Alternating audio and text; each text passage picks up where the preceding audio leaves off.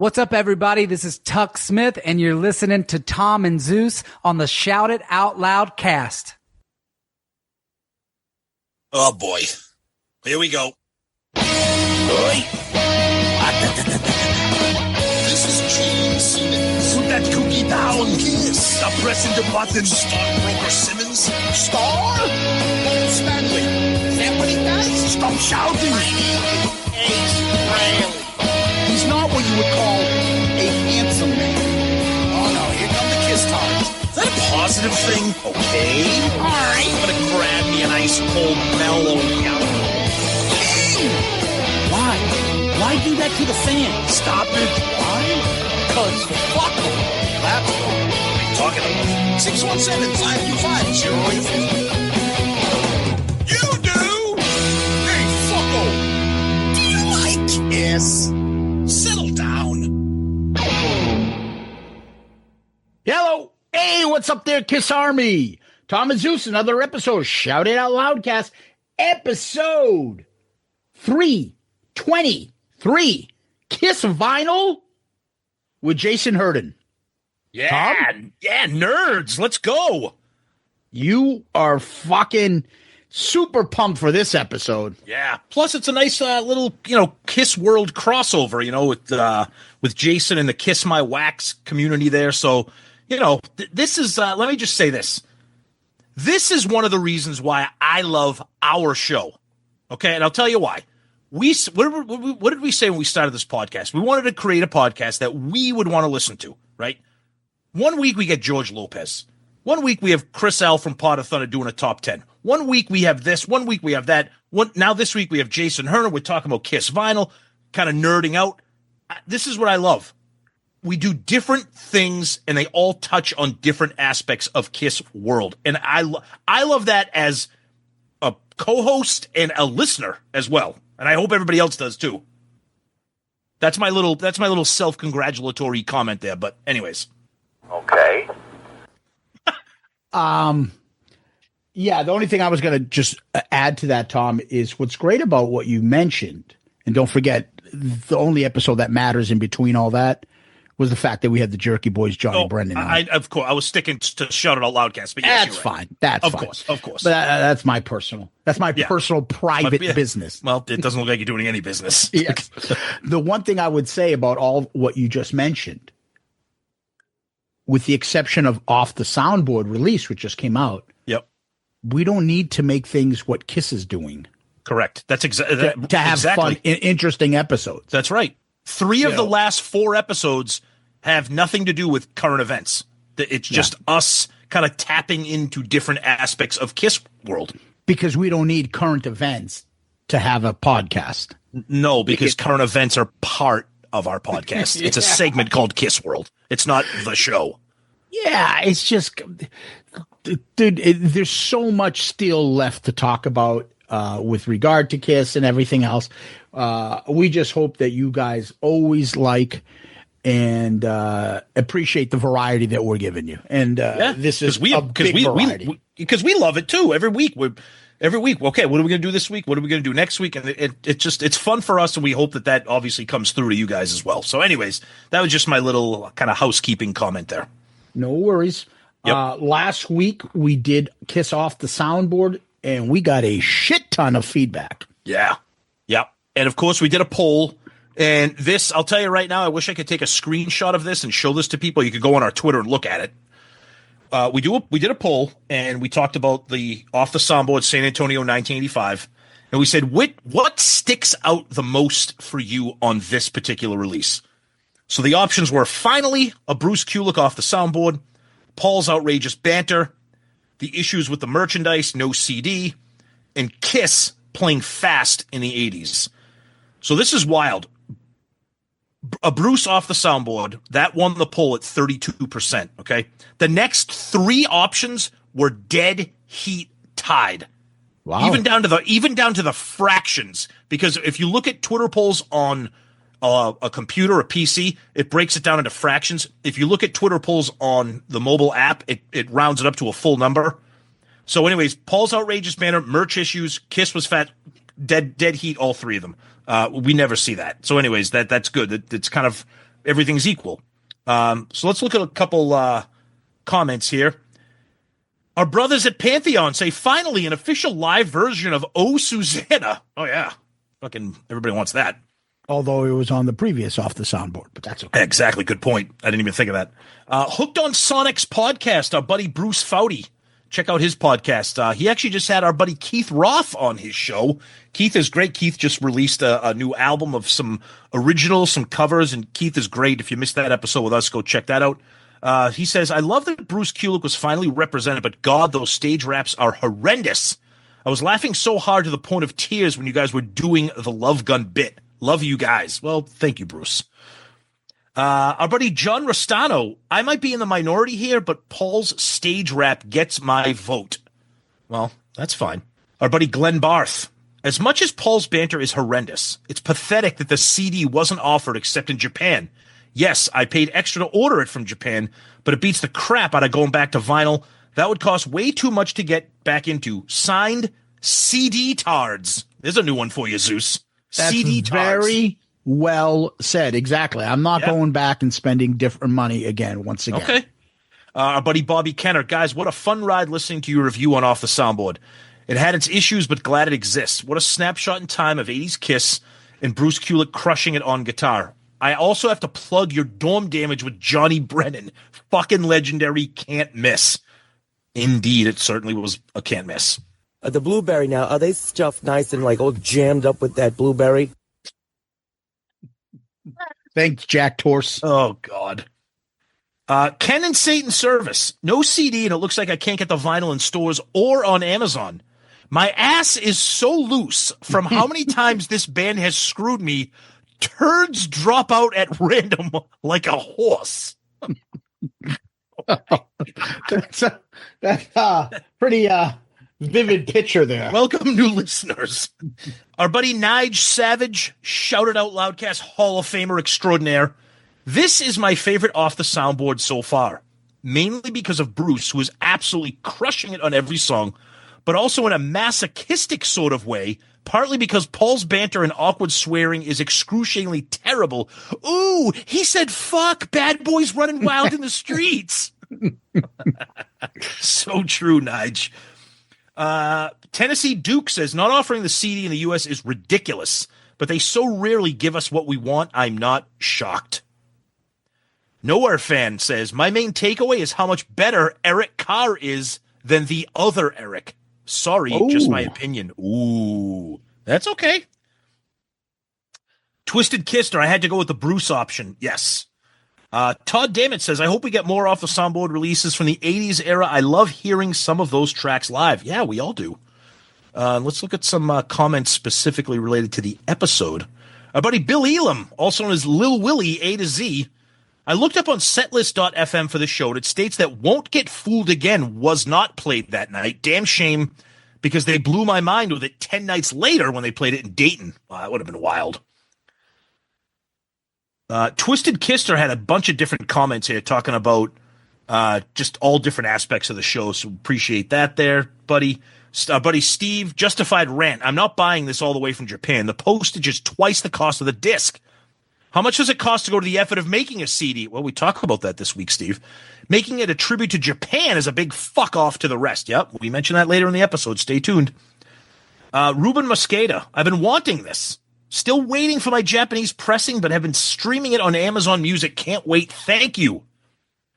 Beach Boys of the GOAT. I saw this tour. It was okay when they were actually playing songs, but even live, the solos were just hell to endure. Lots of bathroom breaks. Cody Brunette says, if you download it from Apple, you only have one version of Oh Susanna, because Apple has Oh Susanna Nana. Okay, thank you. Smith Cool says, I teach geometry. Oh, this is great. Herschel Walker Kyler sends us a screenshot from when he was listening to the episode on his phone. And it says, only on your podcast would I get a YouTube-sponsored advertisement about removing excess feces. And then we'll wrap up Twitter comment with Zeus, one of our favorite accounts here. We're still not sure who's behind this, but Jim Polo has something to say this week. Jim Polo here. Do you like off the soundboard San Antonio?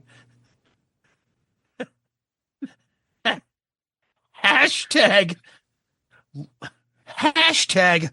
low ratings host. Come on, man. Dude, that is John Whiteman. That is John Whiteman. I know it is. I don't know who it is, but I mean. Oh, God. Anyways, that's what we got for Twitter this week. Let's go to Facebook. Jason Herden. Great points as always. I'm excited as fuck. It's from my hometown, even if I didn't get to go. This happened right before I got into the band. Our so-called city leaders were pushing a law that barred 13 and under from attending without a parent. The band blamed that on low attendance. Goddamn, I wish I was at this show. Would have been part of history, at least on vinyl. Oh, that's too bad there, brother. Yep. Ruben Mosquita. I hope I'm saying that correct, Ruben. What an episode. As per usual, breakdown is honest, entertaining, and memorable. I love what you do. No wonder why you're the undisputed #1 Kiss podcast. Oh, thank you, Ruben. Yeah. See, we can say that. Although I shouldn't be thanking him. It's kind that he said that, but it is a statistical fact, not an opinion. But we appreciate that anyways there, Ruben. Over on Loudcasters. Derek Rolando says, it kind of pissed me off there's no physical version of this.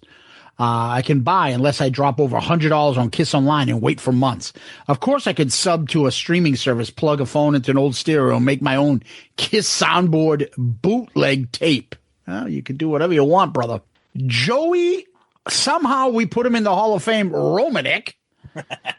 I was lucky enough to catch the Asylum tour here in Tampa, so I was excited to give this a listen when it came out. It's like a time capsule of the 80s. Kiss and, man, Paul Stanley stage raps were horrendous. But I do wonder what the teacher with the glasses is doing these days. My guess, playing with love guns at the local assisted living facility. And before I forget, I'd like to welcome George Lopez into the Patreon fold. One little bit of advice for George. When the ARC pick comes around, make sure that you're picking bands in the same rarefied airs as the one of the most of the Patreon pick. You know, like Rough Cut, Heavy Pettin', Sleaze Breeze, and Tough Luck. Oh, and tell Ace that load of jizz on his stomach is water soluble. Ugh. Pew. Michael Murphy. Hey, guys. Bruce Kulick here. Love the podcast. But if I hear you guys complain about the length of my guitar solo again, I'm going to smash you over the fucking head with my Banana ESP M1 guitar. Love you guys. Can't wait for Vegas. Angry Bruce. Nice.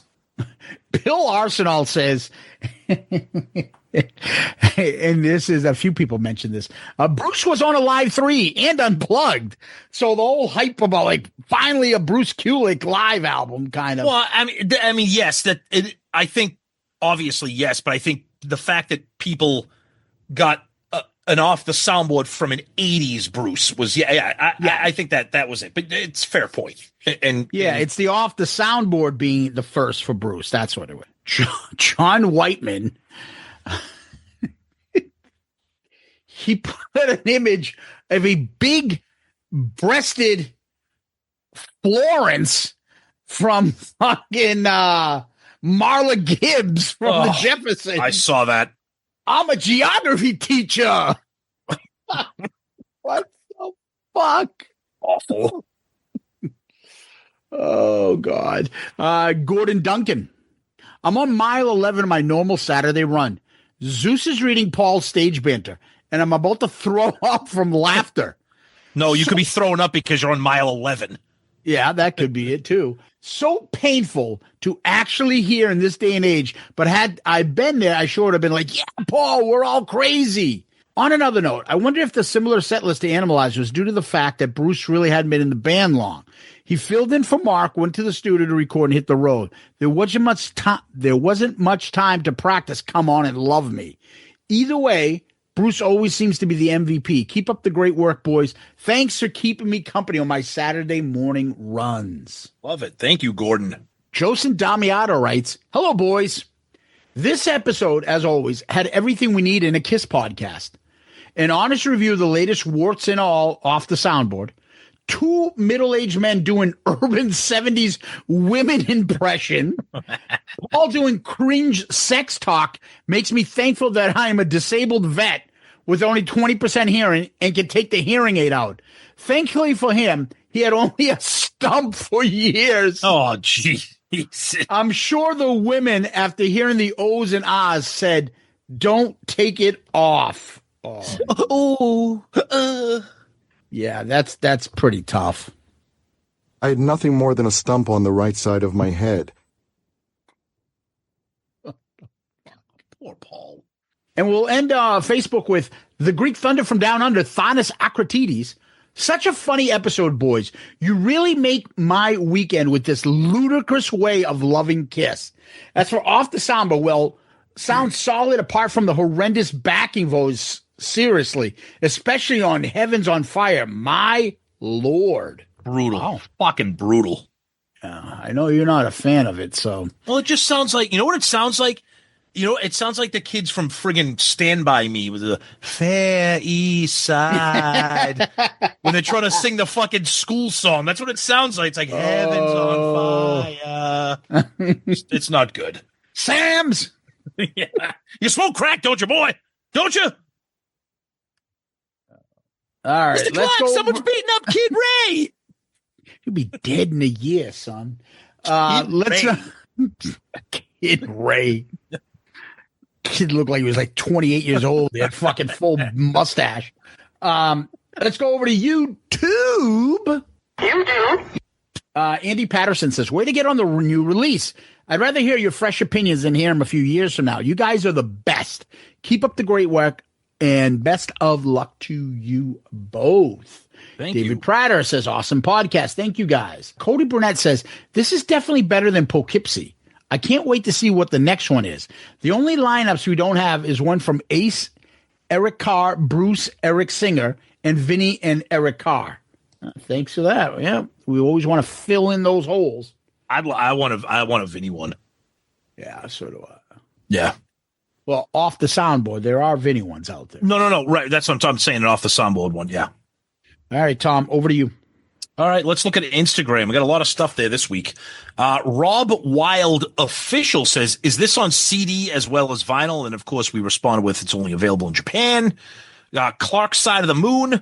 I'm a Paul guy through and through. Have been since day one. However, there is no greater waste of time in a KISS show than a Paul Stanley guitar solo. Yikes. So true.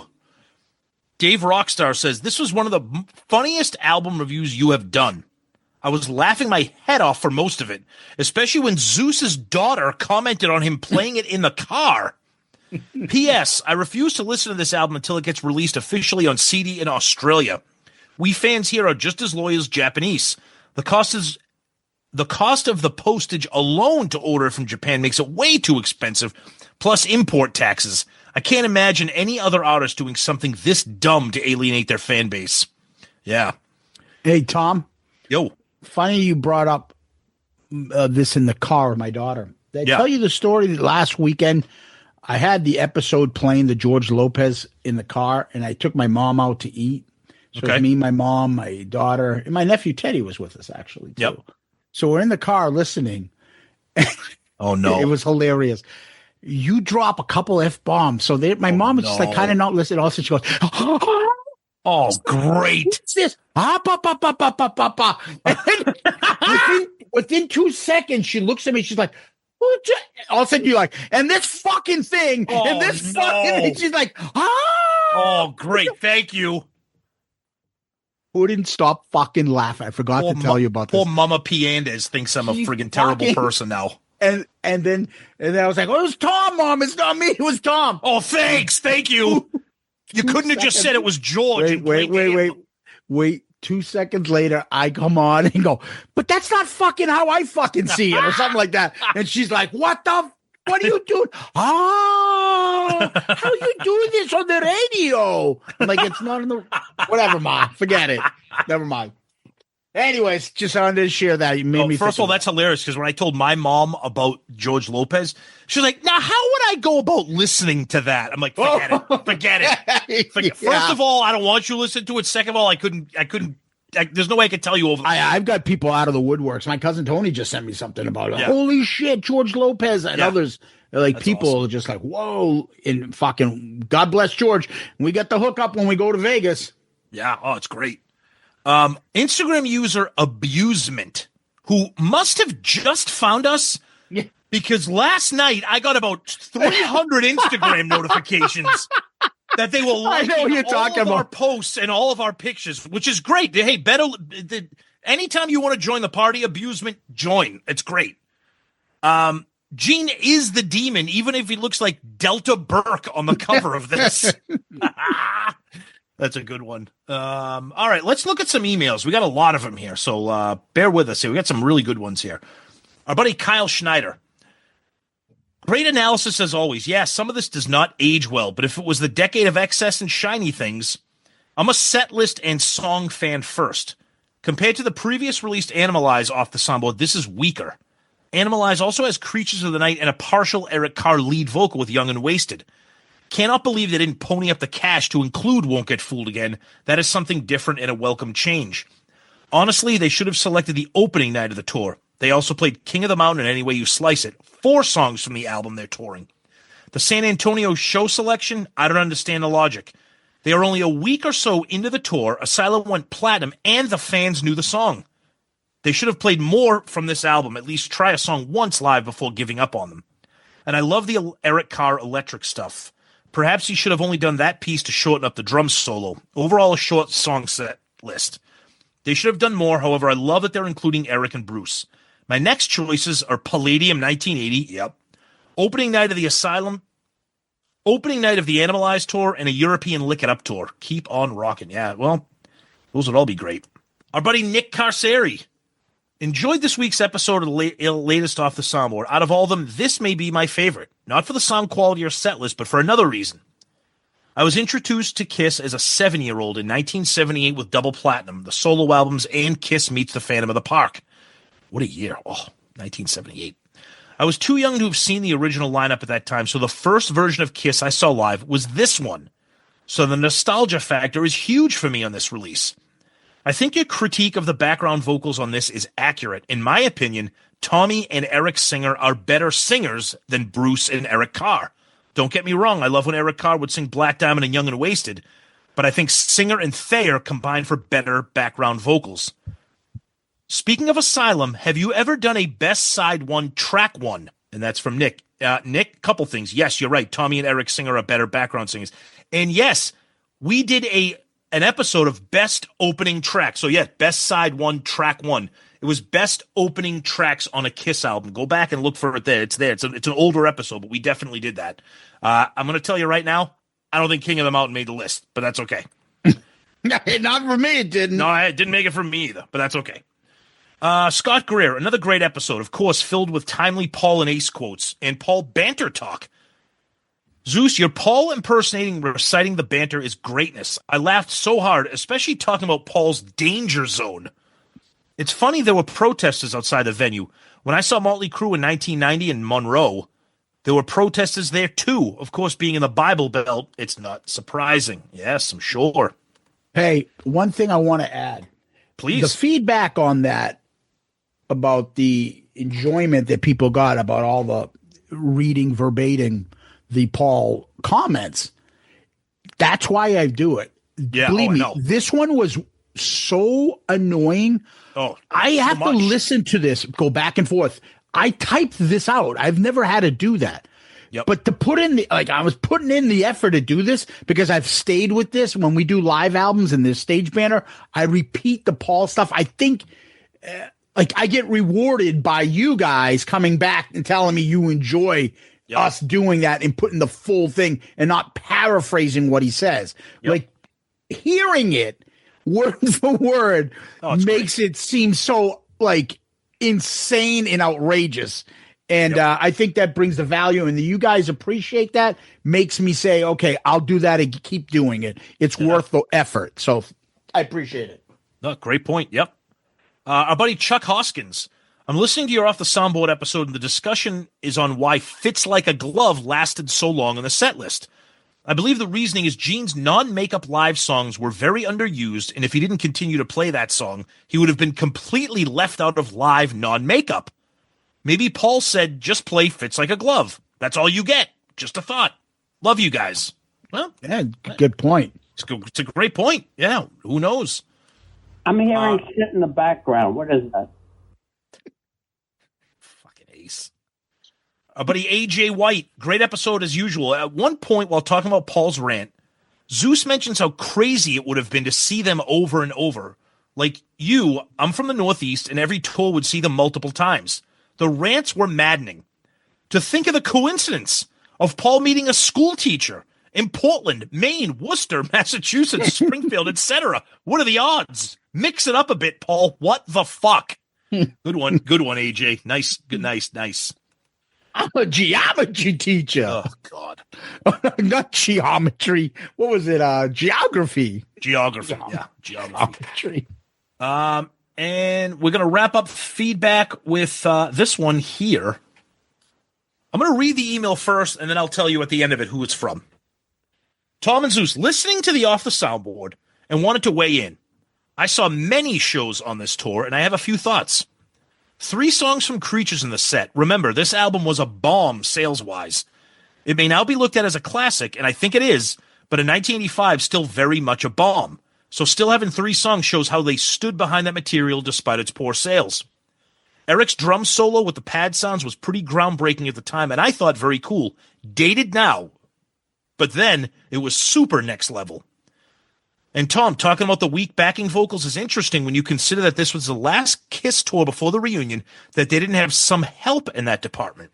The next 3 tours they used off stage were keyboards and singers, Gary Corbett and Derek Sherinian, to fill out. The weird pyro sounds were because I don't believe Kiss used bombs then. Pretty sure they would just run a bomb sound through the PA. My friend used to go crazy calling them shitty speaker bombs. All money-saving stuff as the draw was still pretty hit or miss attendance-wise. And as cringe as the stage raps are, I give them credit for not editing them out. Amazed Paul let that go in 2025. I enjoyed going down memory lane, and I know these releases are supposed to be raw, but I would still remix them. Would make them sound so much better and alleviate many issues while still being totally live. Kiss played Madison Square Garden for this tour, first time since '79. It was a big deal for them to be back in an arena in their hometown. I went, and there was also a party after I went at the Playboy Club. An important sign that was starting to become relevant again. Hope you are well. You guys dropping in those clips of Ace on my show when he couldn't hear me, kill me every time. Best regards, Eddie Trunk. And he follows up with, P.S. The backing vocals actually don't bother me. What do you think he says next, Zeus? I'll take real any day over tracks. He had to throw that in. Had to throw that in there. So just incredible stuff from Eddie. I mean, getting an email like that with his review of not only the album, but our take on the album is just incredible. And Eddie, we are honored and proud to give you the coveted comment of the week. Good answer. Good answer. I like the way you think. I'm going to be watching you. So, can you imagine the stuff that is in front of Eddie that he makes a choice to listen to our show? And then email us on his thoughts. Yeah. Pretty cool. How much music is put in front of him? How many other podcasts? How many of his friends have podcasts and stuff? Yeah. And he chooses to not only listen to us, but then to write to us. Yeah. It's amazing the turnaround and friendship that we've developed with him. He's been a great supporter of ours. And he obviously he has great taste. He knows when he knows when something's entertaining. And right. We appreciate Eddie's friendship and thank him. Yeah, great stuff. Yep. Tom and the other people we want to thank right now is our Patreon family. Patreon is where you can subscribe and help out the show. There's 4 different monetary tiers.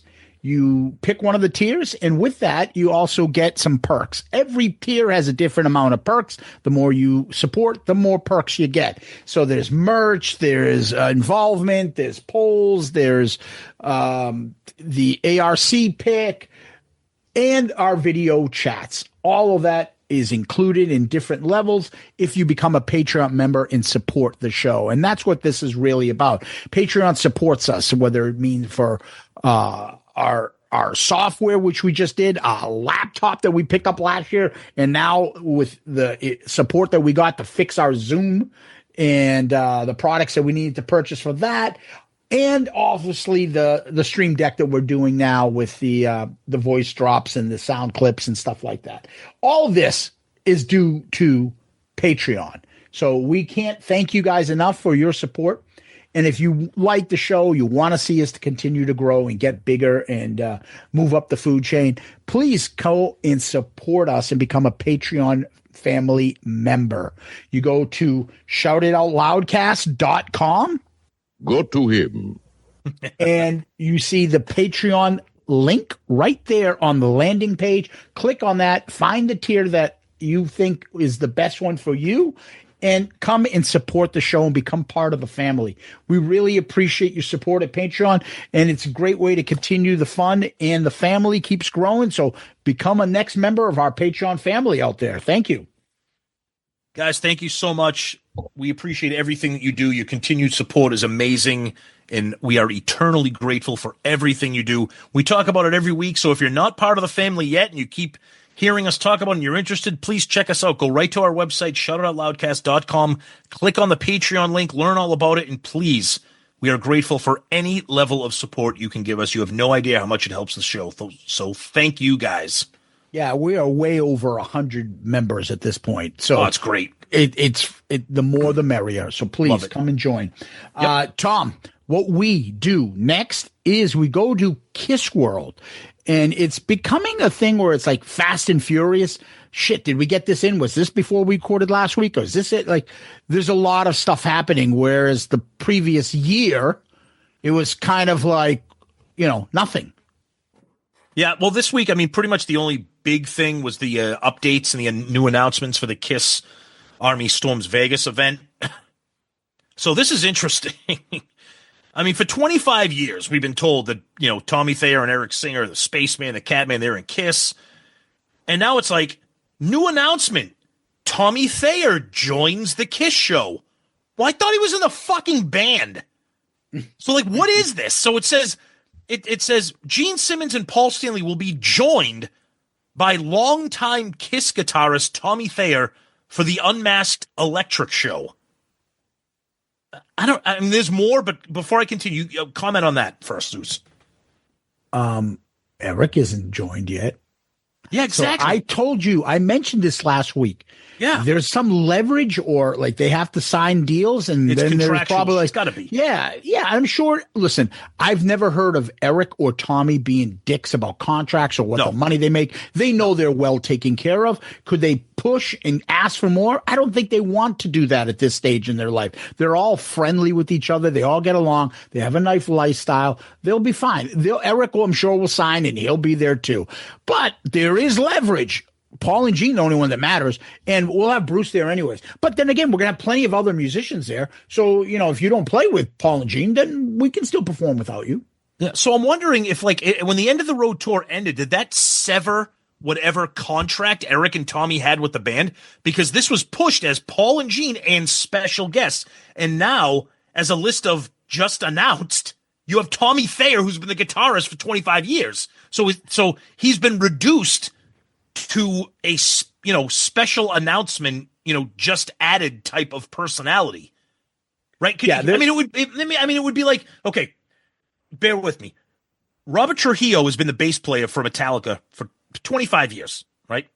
Say Metallica does this, and it's Kirk Hammett and James Hetfield are going to be this. Just announced Robert Trujillo. He's been the fucking bass player for 25 years. Why are you just announcing it? Yeah. It's got, like you said, it's got to be. I didn't expect Jason Newsted to show up. Well, yeah, right? Jason. Well, yeah, well, that's the thing. That's Jason Newsted is kind of like the Bruce Kulick here.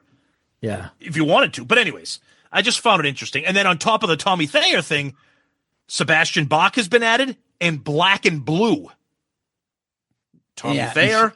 If I was Tommy Thayer, I'd be like, you know what? Go fuck yourself. I'm playing with Black and Blue. I'm not playing with you, Paul and Gene. No, but like, I think that helps Tommy. He has another career. He can always do Black and Blue stuff and endears him more with the Kiss fans. So Kiss fans will show up I agree. to Black and Blue shows in the future now and stuff, and they can build that up. Look, and Bruce is being brought into the fold too. There's a lot of stuff that they can move in, and I bet you, Pop House is smart. If they're doing this right, they will reach out to each one of these individuals and be like, you know what, we want to do a contract with Bruce. We want to do one with Eric Singer. We want to do one with Eric Carr's family and things like that. Yep. And so that there isn't none of this messy shit that happened when they just released Asylum off the soundboard merch. So I don't know. I'm happy. Look. Oh, me too. We have this conversation now for quite some time. There's a few of us, and we have our friends, and we have our listeners, and we know who you guys are, and you know who we are. So we're excited to see a few of you guys. A few. We're not excited to see everyone. No. But the people that we are going to go hang out with and see, we're happy to do that. It's going to be there will be so much Kiss tartary going on. It's going to be insane. Brutal. And, all the information that's dropping and stuff, we're all going to hear about it.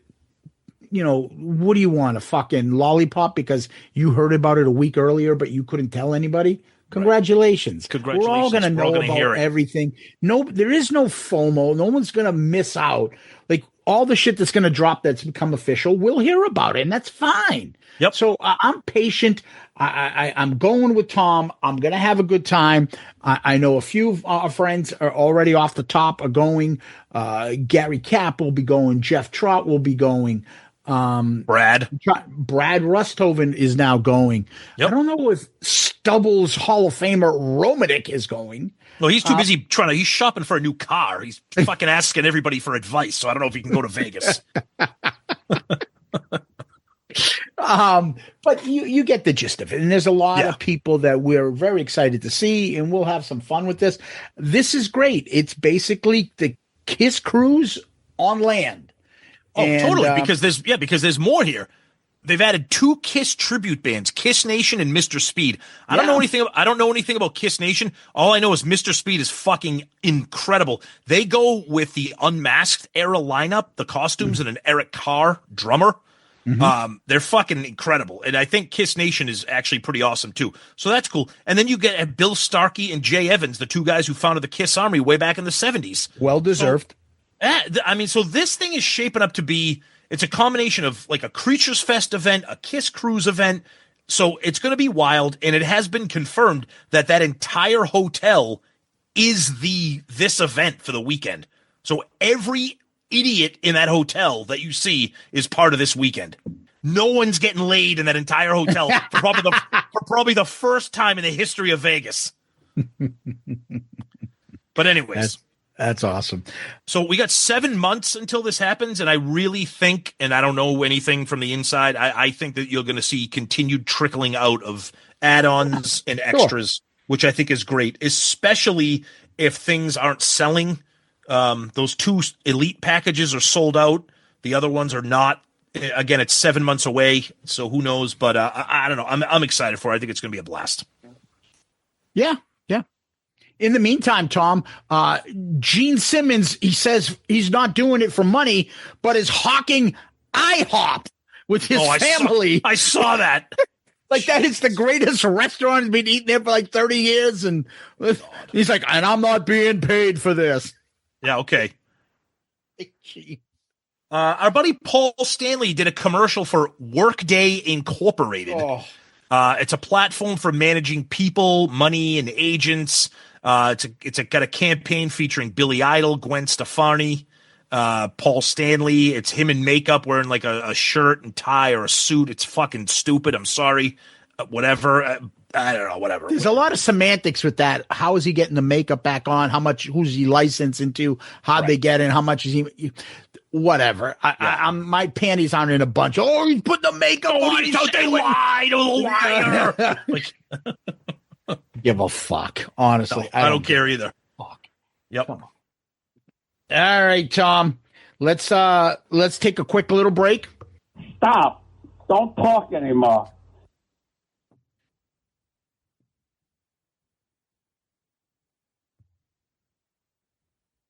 Test 1 2. Test 1 2. All right, Tom. Let's get ready to welcome our longtime friend Jason Herden. When we thought about doing an episode on Kiss vinyl, that's the person we definitely both thought of. That's right. Yep. All right, let's bring him in. All right, our guest this week is a first-timer on Shout It Out Loudcast, but you know him, and if you're a vinyl collector and a Kiss collectible collector, you are well aware of his Facebook groups, his videos, his podcasts, etc., etc. He's the man behind all of that. Kiss My Wax, Kiss My Collectibles. It's Jason Herndon. Welcome to the show, buddy. Thanks for having me, guys. Yeah. Yeah, so we go a little bit way back. Jason's had his show for a while. We had your buddy Nicholas on way back when he did his book, which was fantastic. Yep. And so we were saying off the air, off the soundboard, which we just did last week, when that got announced, and it's like, we're just releasing this as vinyl. You want a CD? Go get it from Japan. And I'm snapping. And if anybody that listens to our show knows that Tom is the vinyl collector, I am the complete opposite dinosaur with the CDs.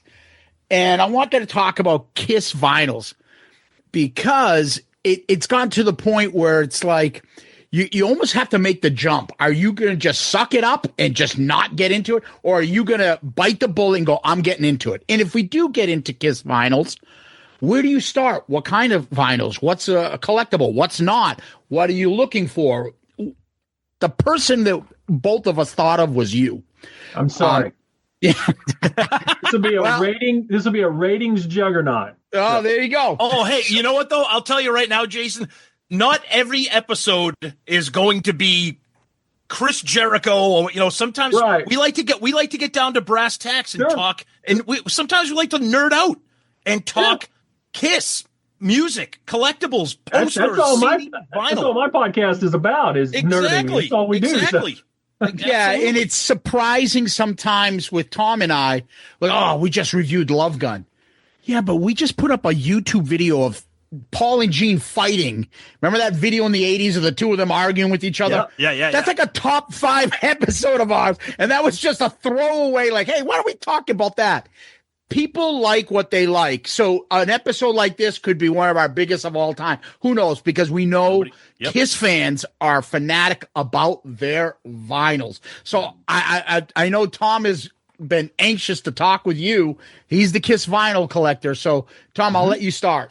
Well, first off, before we get kind of into the weeds, Jason, I'm familiar with your background because I follow you on Facebook. We're Facebook friends and then the groups. Yeah. But for the people that might not know exactly why you're on our show to talk about this, your background is not just being a Kiss fan and a collector, but your background is in vinyl. That is correct me if I'm wrong, that is what you do for a living. Well, my background is in the music business. So ever since I was 19 years old, I've worked in the music industry. I turned 50 this year. So it's been a long time, and I've worked all facets of it. I've been in record retail. I've been in, started in that. Most people do start in record retail. Worked record stores for a decade.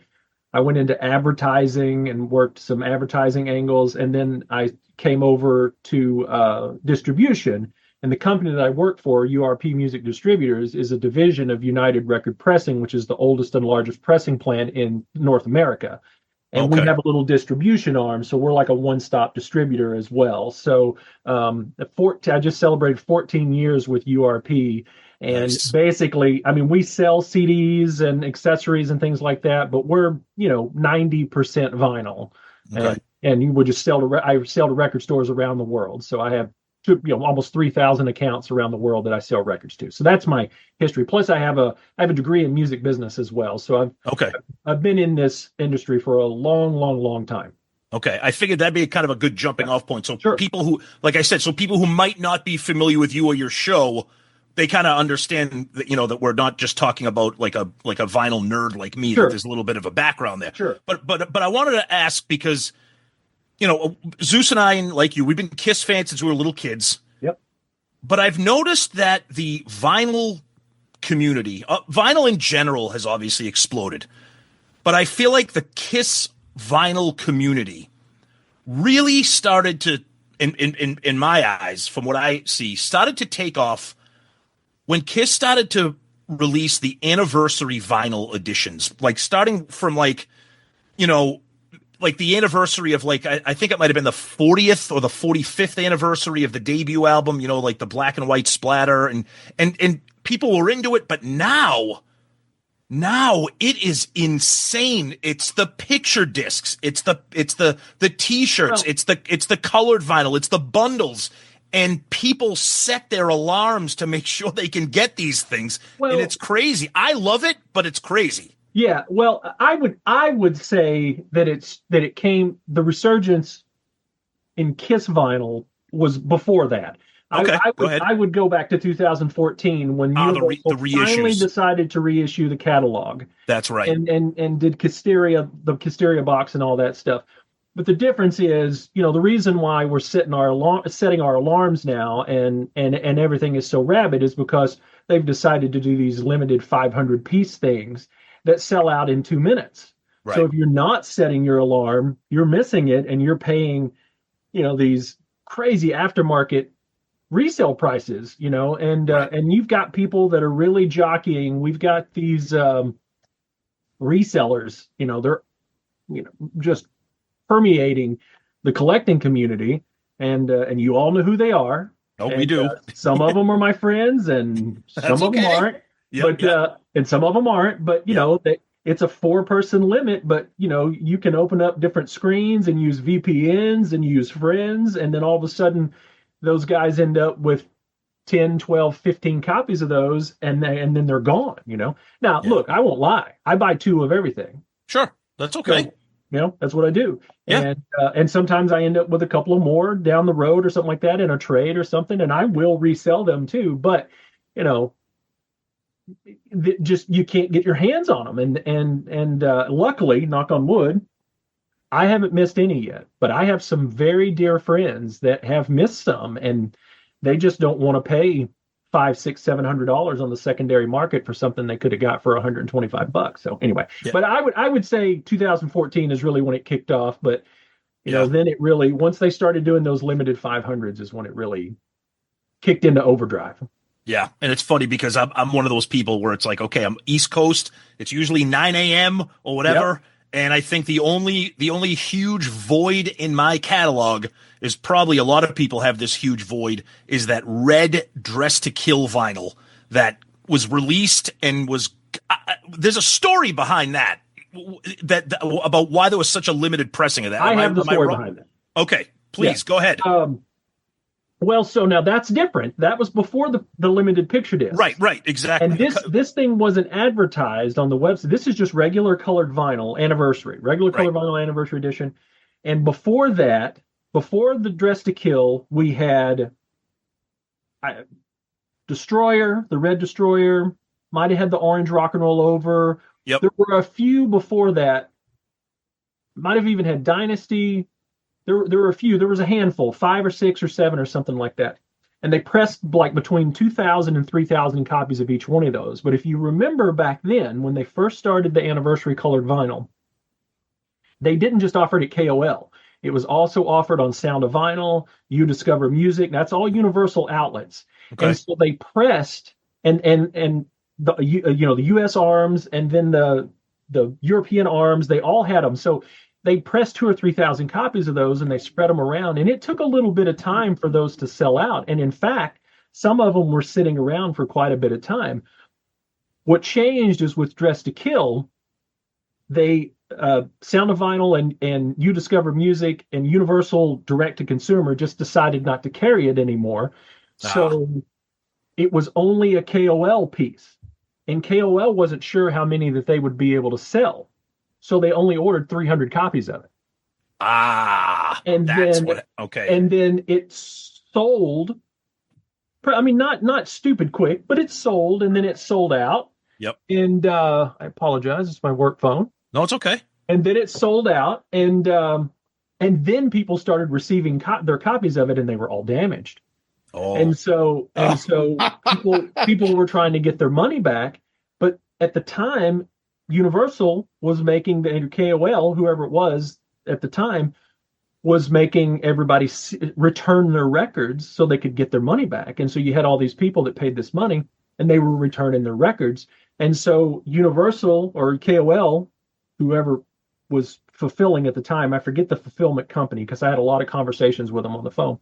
But at the time, they had all these perfectly good LPs with all these damaged jackets. Well, they were just in 2014 jackets with a UPC sticker over the back of them. Oh, okay. So the jackets are exactly the same. So whenever they did a new run of 2014 jackets, they just sent some jackets over, stuck that red vinyl back in them, put that gold hype sticker back on them, and put those back up for sale because that hype sticker is different the second time around. They didn't press more. They just made more jackets and resold what they had returned and given refunds on. But so, there's only 300 of them out there. And I was given that number by someone in the organization. I was told that, we only ordered 300 of them. We didn't think it would do very well because the other ones weren't selling out. Yeah. Destroyer, they eventually sold out, but they were sitting on them for a long period of time. And if you remember Hot in the Shade, the blue vinyl, it sat forever before it sold out. Yep. For a long, long time. And so that's what you run into with this. And I think it might have, now this is just, speculation on my part, conjecture, I think when they saw, well, if you lower the number, you get everybody rabid. So I was just going to say, was that kind of the accidental? I don't know. Was that kind of like the accidental genesis of this whole limited pressing thing? They saw something. Could have been. That's just conjecture. I haven't had that conversation with anybody, but it might have been what sparked all that. Look, don't make 3,000 of them, make 500 of them, and then you just get everybody chomping at the bit, right? So Zeus. All right. So when I hear all this, I think of the time when my daughter was little and Disney used to put out those limited edition 16-inch dolls. Oh, yeah. My ex used to buy them for her, like get on at 3 a.m. and buy them. Like, what the fuck are you doing? She'd buy these for $100. And next thing you know, this Elsa doll is worth like $2,500. I'm like, for what? Because all of those limited edition dolls are one of 2,000, one of 3,500, one of, and this is 10, 15 years ago, whatever. And this is what it seems like Kiss is doing. But I just don't see how monetarily this helps them, because selling them high on a secondary market, how does that do anything for them? Like, why sell 500 if you would probably be able to sell 2,500? No, did you hear what I said? When they first started printing 2,000 to 3,000 of these things, and they would sit for months, sometimes a year. But they'd sell. They would eventually sell. But so what's the difference? You got to pay for storage, and it's just a pain in the ass. They would rather, in my opinion, and just knowing marketing, they would rather blow out 500 at $150 a piece, or 100, whatever they're selling them for now, 125 to 175, and sometimes $199. They'd rather blow them out, create this hype. I mean, they're a hype machine. Create this hype, and then that way everybody else is in there, ready to go. And they're not just buying the vinyl, they're also buying all of that other anniversary merchandise they're putting out that they're making way more profit on, Yeah, and, but I just want to make sure that I'm clear here. When they were selling them before, was the price cheaper? Much cheaper. Okay, I'm thinking if they're selling them at $150 each one, like why don't you sell 2,000 for $150 instead of 500? Yeah, I didn't understand that part. That's the part I was missing. When like Destroyer came out, when Dress to Kill came out, I think it was like $39.99 or something like that. Oh wow! Yeah, like normal record normal price. Retail price. It's just colored vinyl, and they weren't doing anything special with the jackets. Anything like Tom German, good friend of mine. Tom German is the designer of all of the LP projects, all the music related projects, and he's done it for 20 years for Kiss. And but back then they weren't doing. All they were doing were taking the 2014 jackets, putting colored vinyl in it, putting shrink on it, and putting a UPC sticker on it to show that it was different than the 2014. That's all they were doing. Yeah. Now they actually pay Tom to do all of these intricate redesigns of the jackets and all these extra special things. And then they do picture discs and they do colored vinyl. And, you do 500 picture discs and you do 1,000 colored vinyl. And and you put them in a bundles with a shirt, which you paid 50 cents for, and you charge them $199, and then they sell out, and you're making way more money way faster than you were making it back then on a $39 record. Gotcha. That sat for a year. Right. So this leads us into the next question that, and you before we started recording, you tell us what you can tell us, but the Dress to Kill anniversary passed, and it is the first anniversary in years where they released nothing except for a baseball bat and opening day shirts. But it was the first anniversary where they didn't acknowledge the music and release the picture disc bundle, the box set that everybody's wondering is if it exists. Sure. They've done other things. I know the whole Pop House sale, but they've still done picture disc anniversaries. What can you tell us about what happened with Dress to Kill? Why that came and went, and is something coming? You tell us what you can. Okay. So some of this is my conjecture. Some of it is information that I know. Okay. I'm not necessarily directly involved. Just so everybody knows, I'm not necessarily directly involved. Okay. I have contributed to a few things, and I do have quite a bit of information, a lot that I can't share. But sure, on the Dress to Kill situation, it was my understanding that when they do these things, they start well in advance, the summer before. And due to the Pop House agreement, or everything that was going on with that.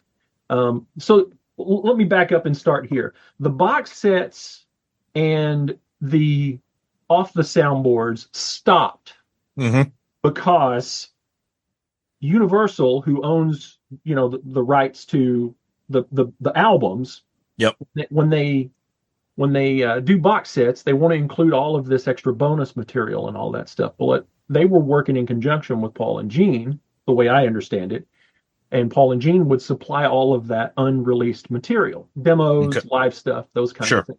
So it was kind of a marriage of Universal and the Kiss corporation at the time working together. And the same thing for the off the soundboards. Paul and Gene owned all of that audio, and Universal wanted to put it out, so they had to work together. So when everything was going on with the purchase or the sale of the brand, Paul and Gene stopped playing ball. Okay, not out of spite, but because they're selling it, business. And so it kind of had to stop. They basically told everybody we got to stop. We can't do anything. And really, you ended up with the Creatures of the Night and Destroyer vinyl box sets later, after the CD box sets come out, because Universal wanted to continue to release stuff and they didn't have anything to release. So they had been hounded about why didn't this happen, and on vinyl as well. And so they just finally decided to put it out. And then, of course, we could get into the cost of that thing, which would be another conjecture situation. But, we will.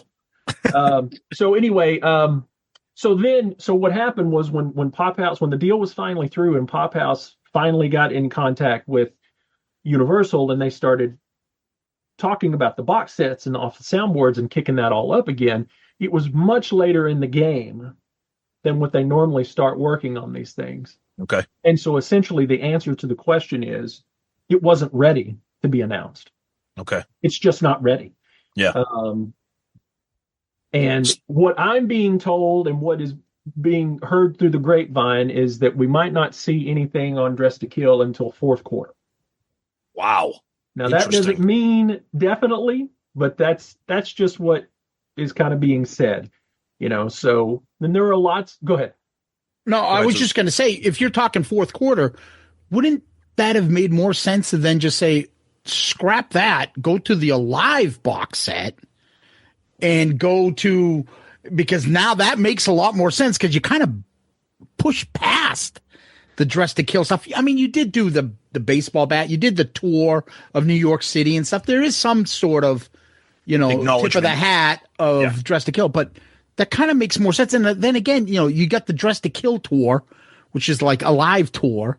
So if they do any live stuff from that, it's the same thing. You're better off just saying, this is the Alive box set, not a Dress to Kill box set. There's a lot of stuff to unpack in there that I can't talk about. But you get my point, though, right? Right. Sure. Let's just say to the vinyl collectors out there, I'll say, and I've said this in Kiss My Wax. Yeah. No one slapped my hand yet, so I'll say this. Okay. Here. Save your money. Oh boy. Because it is going to be a very expensive vinyl release year. Oh, so when you say vinyl, do you expect it also to be similar to what we just experienced with Off the Soundboard, where CDs are not part of the future of these releases or box sets or off the soundboard? I do not anticipate that with any potential new box sets. Really? So what? So okay. So that's, what am I going to do then? So that's shocking to me. Now I'm not a CD guy, but there is a CD universe out there. Do you have any? Is there anything you can explain? Because it's funny. We our last episode was the Off the Soundboard review, and we spent a long time talking about how the CD is only available in Japan. And we did a poll like we always do, and we said, what are some of your takeaways from this release? And one of the options was the issues of no CD. Right. If the last time I checked, that was winning the poll. Sure. Yeah. Which is a problem, that when you put out an Off the Soundboard, that more people are talking about the problems surrounding the release than the release. Now, I know that's not across the board, but that's a Kiss thing. and then the kick in the nuts was that statement saying that, in honor of our Japanese support. Yeah. I mean, what if anything can you share any insight on that? I don't have a whole lot of insight on that. It was shocking to me as well. Okay. I only have one bit of information that I haven't seen anybody else say that I know is involved. Okay. It's just and it's kind of second-hand, almost third-hand information. I was told by a friend who spoke to someone at Universal who asked about the CD situation, who said, yeah, we dropped the ball on that. Oh. There will be one. Oh. I don't know how much truth there is to that. Okay. That's the first time I've said that in public. Okay. So it could be completely wrong. I mean, they may have overplayed their hand. They may have overplayed their hand. And when I think again, this is just conjecture here. Sure. Yeah, I wondered because the Off the Soundboards didn't sell well. Oh, really? No. Well, they're still available. All of them are still available. Okay, finish your thought. Finish your thought, because I want to follow up with that. So this is just my conjecture. Yeah. Again, from working in this industry, I think they overpressed those CD, vinyl, all of it. I think they overpressed it in anticipation that it would be more popular than it was. And I think they're still sitting on a lot of stock. And I think this was a deliberate point to pull back production. I don't know why you would not press any CDs in America, because CDs are cheap to press and cheap to house. It doesn't make any sense to me why you wouldn't have at least made 500 of them or 1,000 of them or something like that. But, on the vinyl specifically, now this time we only got colored vinyl. We didn't get colored and black.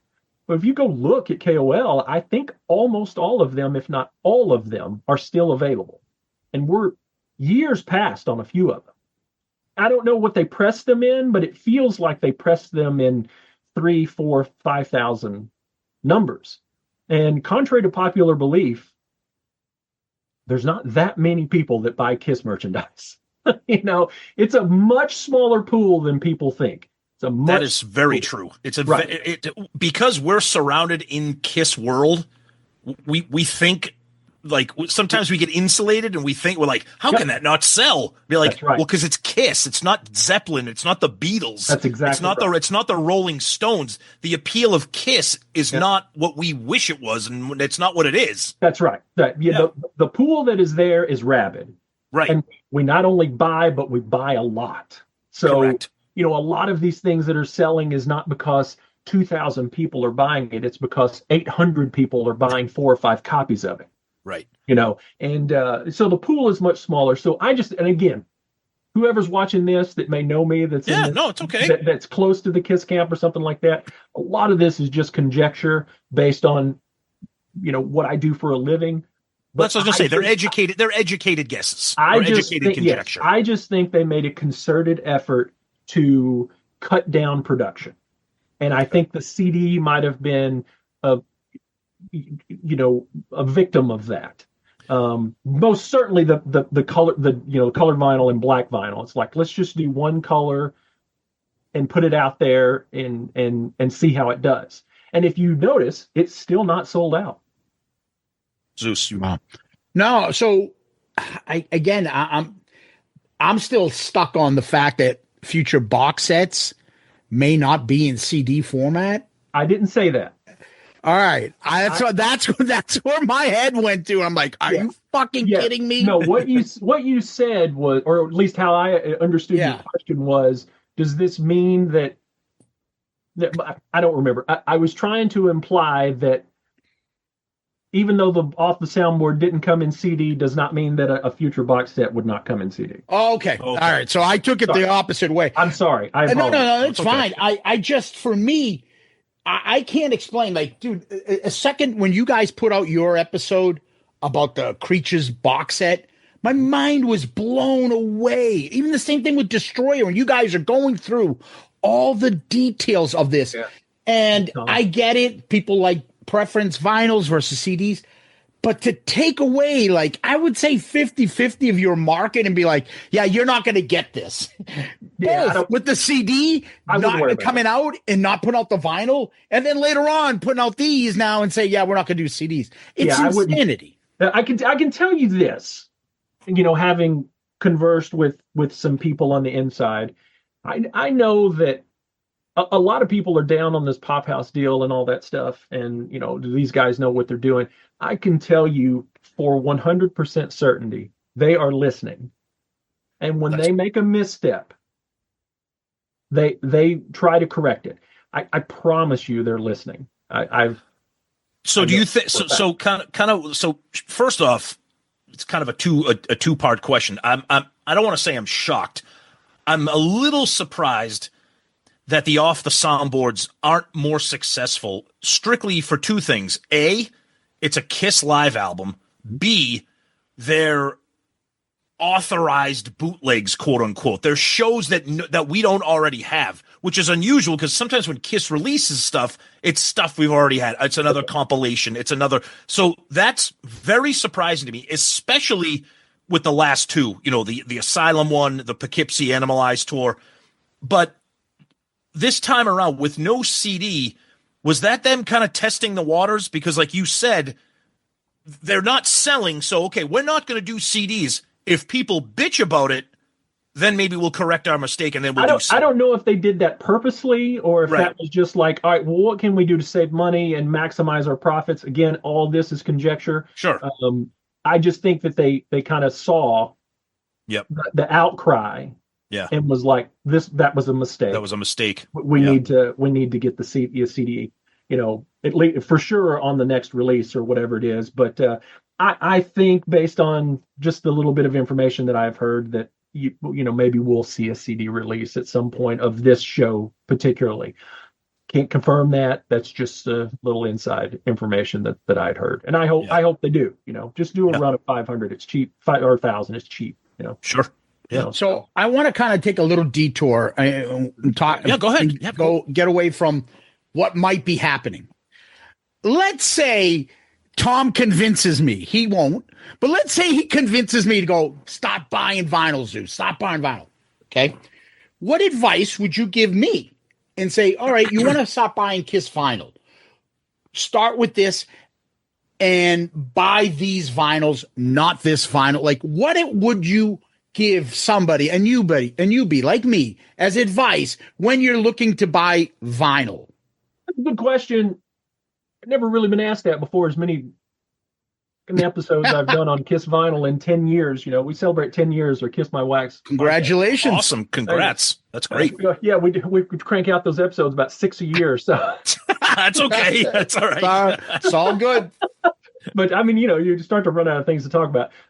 I would say the most economical, if I'm thinking about the most economical way to do it, I would just start buying your favorite records from the 2014s. That's what I would do. 2014 reissues. So you hear about people, and I see it all the time, and people love to go on our page and be like, "Oh, I just found this fucking thing. They had a yard sale for 50 cents." I don't understand the appeal of buying something at a flea market that's been fucking beaten on and wear and tear. And people are like, "Oh, this is from 77 fucking issue from Japan, second edition." It's the collector. Now that's a whole different conversation. Okay, I don't get that shit. I don't get what makes something more special. Yeah, that's a different question. That's a whole different question. Now, Japanese vinyl is top notch. It's pressed immaculately. Of course, the bonuses you get with it are amazing. The posters or the obies, all of this extra stuff. The inserts. If you're a collector, that stuff means something to you, but also the quality of the vinyl, the clarity of the master, all of that stuff was pressed in Japan back then. They used their own masters. They're not using plates from the US.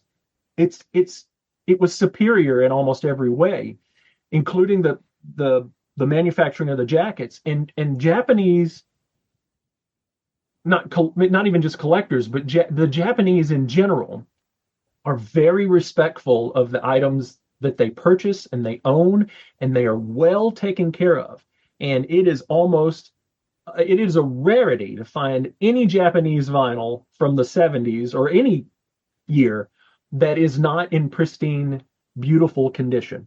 The only time Japanese vinyl gets fucked up is if it, can I cuss? Oh, absolutely. Yeah. Is if an American gets a hold of it, So, right. Right. So that's different. Now, when you start talking about this other stuff that some of us collect, like South American vinyl, that shit is always trashed. But it's so rare that you have to take what you can get. It's made out of the cardboard is flimsy. It's made out of terrible materials. Wow. The climate down there is so hostile to paper that it's just it's a horrible condition, and you have to take what you can get. And South American vinyl is some of the rarest on the planet as far as Kiss goes. So you take what you can get. Yeah, it's just the way it is. So I want to show you something. What I mean by that. Sure. These are the only, and I only kept them because I don't know, I kept it, but I think I got these when I got back into the Kiss in the 80s. Okay. Right? So I have no idea what the hell this is. You could tell me this is the most worthless piece of shit version of this album. Looks like a 78 pressing. Okay. Or you could tell me, where'd you find that? I have no idea. And how would someone know that? Is there a site? Or Discogs. Fucking yes. Send Jason Herden a fucking DM. Ask me. You can use Discogs, but Discogs is littered with errors. Oh, and totally. Lots of things that are missing because Discogs is populated by people. That's right. And so it's just littered with errors. Not much different than Wikipedia. And but it's a good guide. But if you want to know every bit of ounce of information about any LP, join Kiss My Wax on Facebook. There you go. And we will tell you. Yep. We have all the experts. There are, there's one of our admins has probably 3,000 Kiss LPs, So, holy shit. So, we have all the experts are there, and all you have to do is post and ask, and you will be told very quickly what you have. But yeah, everybody can learn that stuff, Yeah. Discogs is a good springboard, and it helps. It's not always correct, it's not always accurate, but I would say they probably get it right 90% of the time. So I mean, it happened with me. I started from it all started from me. Facebook kind of got me into it because I had an old turntable, and I had my 78 double platinum, my 77 Love Gun, my 79 Dynasty, and I was like, everybody's talking about vinyl. Let's get and then a few years later, I have shelf upon shelf like you, Jason. What's behind you right now? Yeah, that's all Kiss. Yeah, I have that. I have I have a whole section of my vinyl that is strictly Kiss, just nothing. The box sets, the individuals, and which kind of segues me into my next question about you see on Facebook, the dealers that deal with the bootlegs, the counterfeits, those box sets from overseas, which are mind-blowingly spec. Yep, I have them all. I have all of them. Me too. I have them all too, Jason. I collect them all. I've seen your pictures. I have the same thing. Yep. And I'm convinced Paul and Gene finally saw what was happening, and that's why they came out with Destroying. I can tell you that they were looking for those people to try to stop them. However, I think the Destroyer box set was more of a universal thing. Okay. And they're really stuck on anniversary editions. They're really looking for a reason to release something. To release it, And they're using that anniversary angle, and it kind of fucks things up sometimes. It's fucked things up with the debut box set.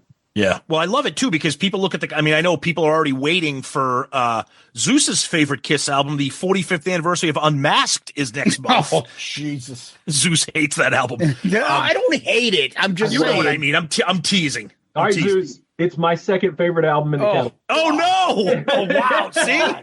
That's okay. They are not. Please tell me. There is no way they're going to do Dress to Kill. Nah, put that aside. But there will not be a box set for Unmasked. Yeah, let's do Unmasked. At least not this year. So thank God. Remember, think about this, guys, though. We have now hit the point to where there is a 50th anniversary of every release through Asylum. That's right. Yeah. Coming up every year. There's at least one record that came out every year. We are in the 50th anniversary phase. That's why they're doing the gold nuggets of all colored of all of those, because that denotes 50th anniversary. Yep. Every 50th anniversary should have a gold nugget unless they fuck up and leave us with another hole in our collection or something like that. So they have a choice of lots of releases there to do box sets with. Yeah. Where do you stand just as a collector? Because I know some people. I know the counterfeit thing is a problem for people, and I understand that. But to me, as a collector, the bootlegs, and I'm sure we're all part of the same Facebook groups that sell and distribute and collect. Yep. To me, those bootlegs, and they're getting better because I know when they first came out, a lot of them were absolute shit. They were audience recordings. They just sounded like complete disasters. Now as time passes, you're seeing, for the first time, the complete official soundboard recording of, the Dynasty at the Meadowland or whatever. Are these a good thing or are they a bad thing in your opinion? Well, if anybody follows me that watches your show that knows anything about me knows that I'm a lot of people are like, you're splitting hairs. You can't be for this and against this, but I kind of am. I am super anti-counterfeit. I believe, I agree. Me too. I cannot stand when someone, especially if they're counterfeiting vintage merchandise and things like that. Like the guitar, the little record player. Those are any always of that stuff. Yeah. Paper goods are the worst. Posters and things like that. Sometimes it's gotten so good that you might not be able to tell a difference. And I've been fooled by some counterfeits. I got fooled by a couple of Tiger record players that were counterfeit. Yep. And so I am super anti-counterfeit. Because it's deceitful. It's bullshit. It's deceitful. That's right. Yes. I am a massive bootleg collector. Me too. Yep. That means concerts, demos, unreleased things, stuff like that. New things that people make. That sort of thing. Especially when it comes to the audio video side of things. I have a shit ton. I have probably 20 terabytes of audio and video over here. Nice. Lots of it uncirculated because I'm very in that community. Yep. And so when someone packages, so when 9 Creatures soundboards leak or 8 Creatures soundboards leak, and then the bootleg companies come along and stick them in a box set, I'm going to buy it. It looks pretty. The show sounds good. Yeah. I agree. I pick it up. So, a lot of people give me a lot of grief. It's like, well, why don't you support 18 different colors of the debut album, but you'll buy these box sets? Well, because I think that's a stupid waste of money. We already have plenty of versions of the first album. Yep. There are hundreds and hundreds of official versions to buy out there. There's no reason to confuse the market. But then I'm good friends with a guy that buys every single one of those things, and I give him a hard time all the time, So, but that's me. I'm kind of anti-counterfeit, pro-bootleg. No, I there is I a get huge that. difference in between the two. Huge difference. Yeah, Zeus. All right, so I'm assuming you have it. Mm-hmm. What's the holy grail of Kiss vinyls? Oh. Well, now that's a tough question, and we've had this. Do you have a top? Give me a list of maybe throw top 5, so you don't have to pinpoint exactly we one. Actually did a whole episode on this. We did a whole episode on it, and we'll send people there for that as well. But I'll show you what my grail was. I want to see if I have what he pulls out of his shelf. Oh, no, you don't have this. Oh, okay. You may. I might not. He has the counterfeit version. Yeah, right. This is, a lot of people consider this to be the Grail LP. Okay. Really? There's a whole different conversation on the Grail 45. But as far as the Grail LP, as far as value goes, now there are a few harder to find LPs than what I'm about to show you. Okay. Because this does pop up from time to time, maybe once a year, once every 2 years or something like that. But there's some South American stuff that never, ever, ever pops up. But this is known to be the rarest Kiss LP, although I don't think it is. But it certainly brings the most amount of money. And it is an ugly gem. So, oh boy, what do we got? That is this record. Oh my God, I've seen that. Yeah. It's called The Best of Kiss. Yes, it's The Best of Kiss from Japan. It was mail order only. Yep. Came out in 1981, I think. 81 or 82. Maybe 82. And there was a series called Great Rock Artists. Yep. And there was a Kiss, and I don't know, I've looked them all up. There was like 6 or 7 other artists, and you can get the other artists for like, $20 or something like that. Yeah. The reason the Kiss, this is $5,000 record. Easy. Oh, easy. Now is that, not to sound stupid, because usually when things are that expensive, it's because it's the rarity of them. It's the rarity. Yep. Okay. They don't ever. I just said they pop up maybe once or twice a year. Yeah. And here's a stupid question: do you pull it out and go, "I'm going to play this," or do you not even touch it? I traded for this. I didn't pay for it. I traded another super rare LP that guy that admins in my group, that has 3,000 Kiss LPs, didn't have in his collection, and I'll tell you about it in a second. But yeah, as soon as I got this from Europe, I stuck it on my turntable and I set up a video and I recorded playing the whole thing and posted it on. There you go. There you go. I would have a heart attack taking that thing out and playing it, like scratching it or dropping it. My kid comes in with like a soda. Hey, Dad, what are you doing? Oh shit! But I was involved in. Let me pull this out here. As you guys may know, is it in this thing? Yeah. obviously I was involved in this set of books that came out. Kiss My Wife. Oh, those are awesome. Those are awesome. Old partner of mine. And in the back of it, at the time, this was written, almost 10 years ago. Yep. There was a big list of the top 20 most collectible LPs. And what we did on our episode about a year ago was we went through that and reevaluated. And was like, is this still, the top 20? Some things fell out and some things didn't, So, just to go over it, of course, there it is. Best of Kiss was number one. I don't know. I can't remember in our episode. I don't think we kept Best of Kiss at number one. I think we bumped it down to number 2 or 3 or something like that. Okay. But there is the white double platinum. Yep. And so for people that don't know, when double platinum came out in Australia, I believe they ran out of the foil covers, and the foil covers were imported from the US, and they just made their own covers so they could keep selling the LPs.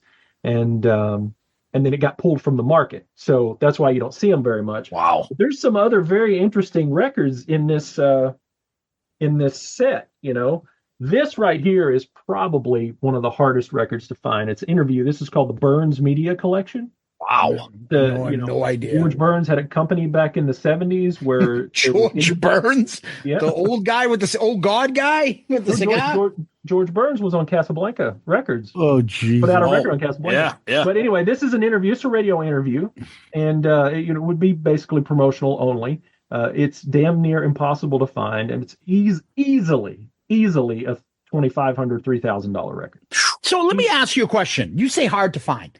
It's not like I'm like, hey, I want to buy Dynasty on vinyl. Let me go on eBay and see if I can get a good price. And all of a sudden I would see this. Where would somebody find these rare records, or like, oh, this popped up? Like, where does it pop up? I think a Burns Media might have popped up on eBay once or twice in the past decade on eBay. And then how would you know to, like, if you see this, how would you even know and be like, I'm getting ripped off. This is not real, or this is so rare.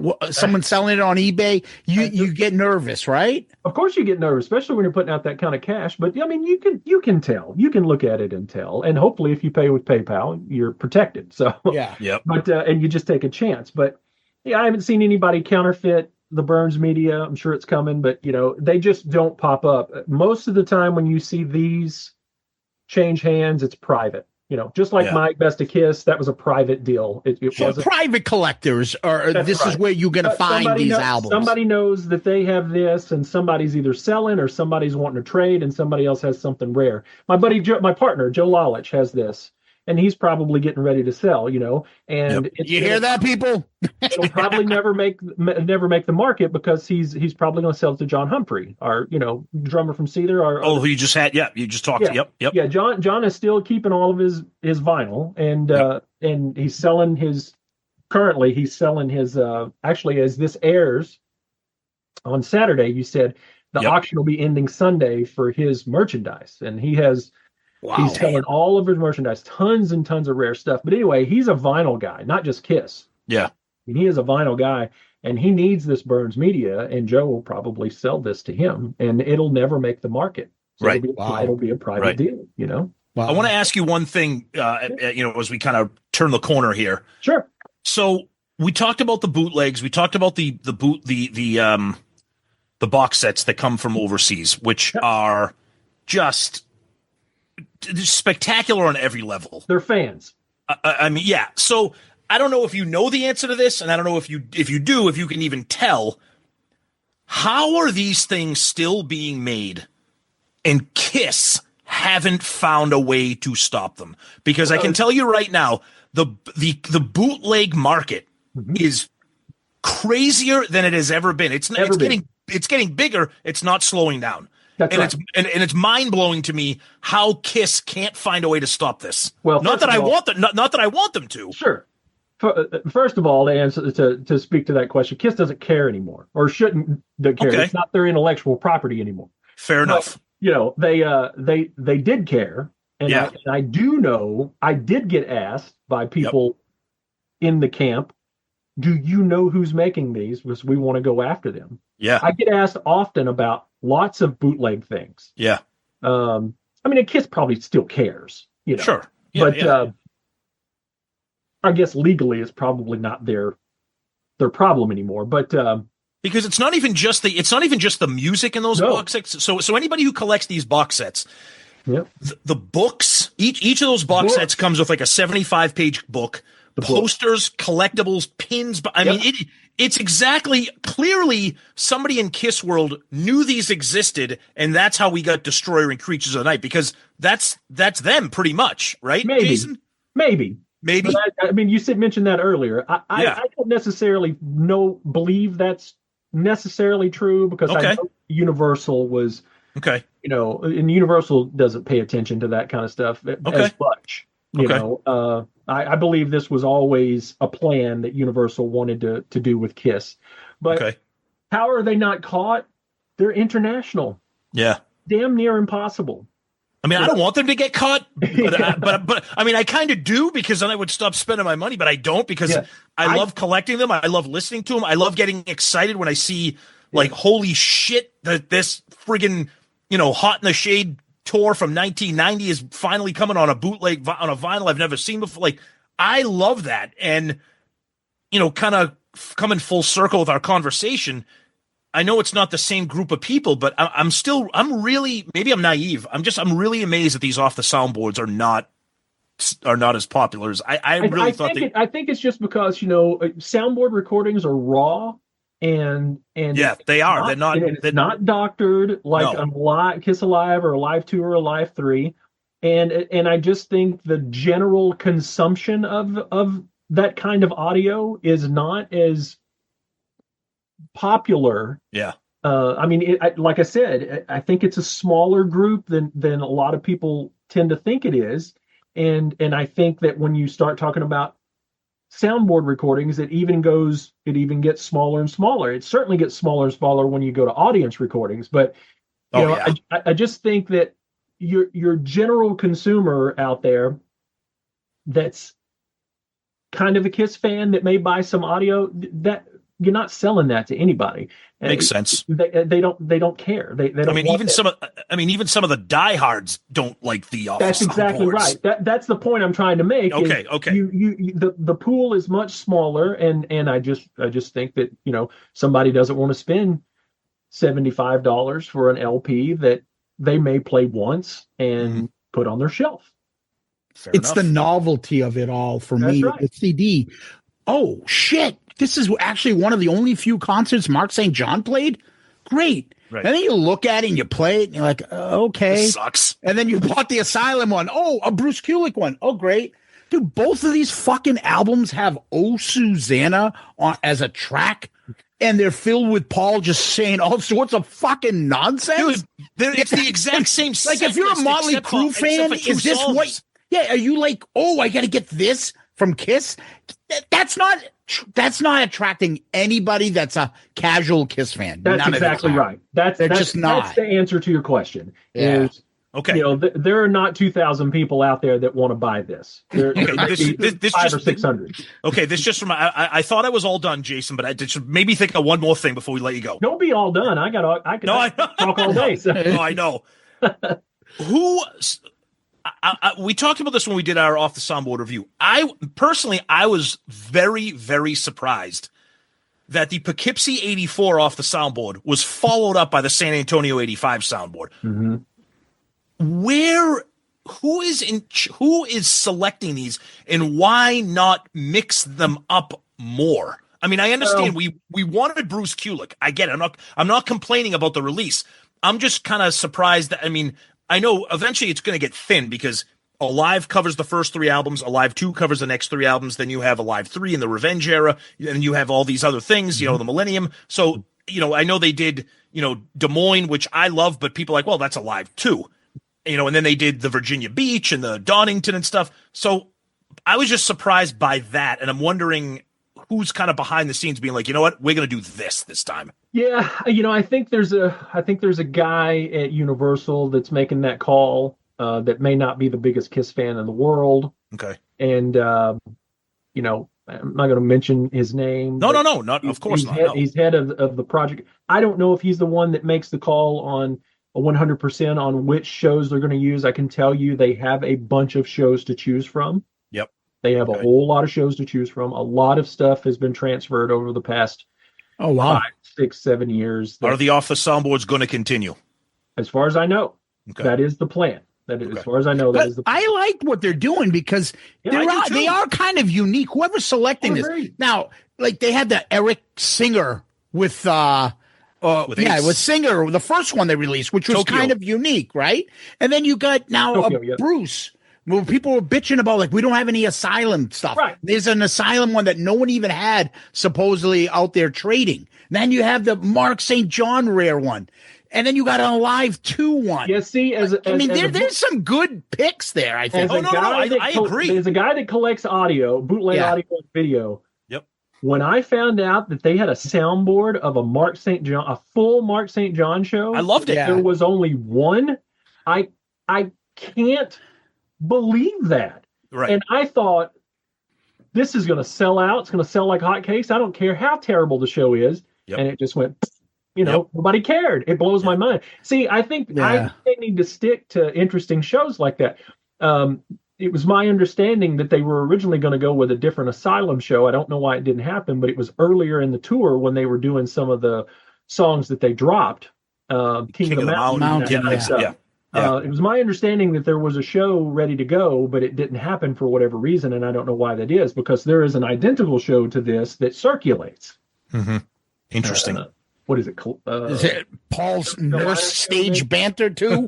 But that's another thing. We all went to those shows back then, and we all loved it. He talked like that at every fucking show. Being there is a completely different. Right. Now it's cringy listening to it, but everybody loved it. Nobody was bored when the solos came up and Paul talked. Right. But here's the thing: if they go in and they edit that shit down to make it a smooth sounding show, you're going to have a swath of people that go, they fucking ruined it. They so edited true. the show down, and then if they don't edit it, you got a whole swath of people like you that's saying sounds fucking stupid. These guys, who wants to no. Don't get me wrong. They're losing. Don't get me wrong. I enjoy that they have all this shit. I want the fucking rawness of it. I prefer it. I'm just saying, and you look back and we're trying to review it. I'm like, dude, half of the album is solo and Paul telling stories.